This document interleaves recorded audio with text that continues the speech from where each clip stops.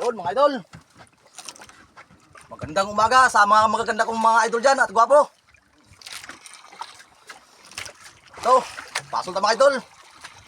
Kailangan natin maging mukhang babae para ma-inlove sa atin ang mga isda mga idol.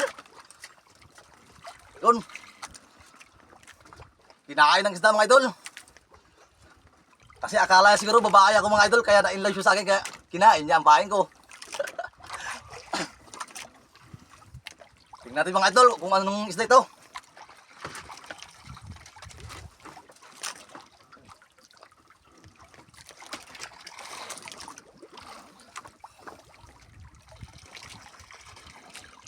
Uy, suno pala mga idol.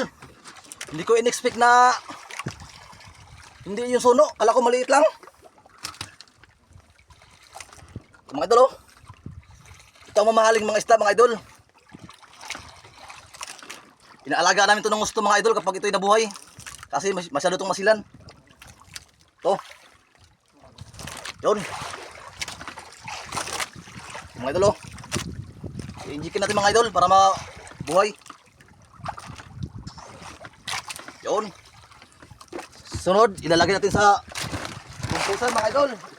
Kumpus natin. Hindi ko pa na kaskas yung isang tawil ko mga idol. Hindi ko alam kung may huli ba yan. Okay. Ito na mga idol. Abangan ito isang kawil. Ito mga idol. Yung isa na-compress ko na mga idol.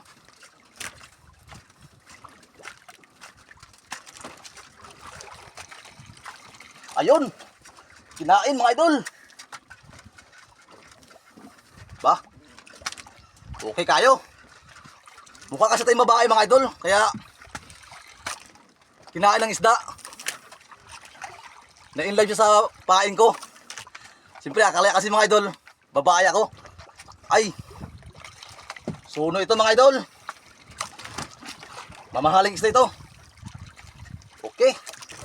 Huwag ka lang sanang matanggal. Sayang kung matatanggal siya idol.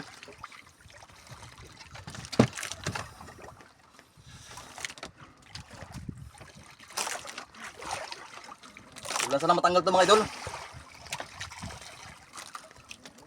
Dahil pakiramdam ko, suno talaga ito.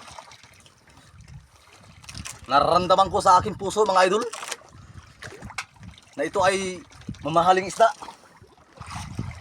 Ayan na mga idol. Suno talaga mga idol. Woo! Maraming salamat sa blessing na binigay ni God. Yun. Mukha kasi tayong babae mga idol kaya na-inlove sa atin ng isda. Oh, i-injikan ko mga idol. Yun, bawas natin ang hangin. Labas ang mata mga idol. Kailangan natin tarakan ang mata. Hindi ito siya mabubulag dahil hangin lang tatanggal ito mga idol. Yun o. Yun. Lumabas ng hangin. Okay. Salamat sa inyo mga idol at salamat kay God dahil bisa binigyan niya ang blessing.